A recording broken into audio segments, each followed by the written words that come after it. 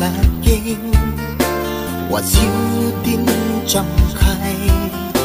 chuẩn bị chuyên xa vô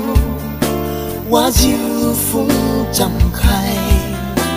mà ra mắt mà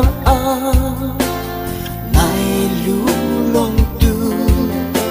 khẩu ri cũng mai nhiều lên ngoan lưu diệu kỳ thuần ra nằm lung xa mà đi điều mẫu nghi bằng ta lưu đi nắng chân quý tin sĩ mà đi lên bao anh bị khai lăn lơ đi mâu mì đê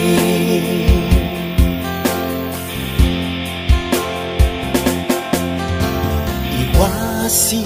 mà chiêu nắng ma ngâm bầm đi lung xa dịu lung xa si mà bầm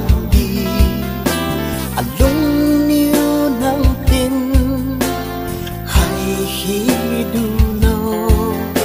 cho khoang thiếu si bao bùi thiếu khai lâu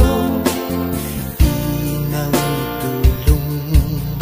sa ta ngắm là kia đi điều mẫu nghi bằng ta lưu đi nắng chân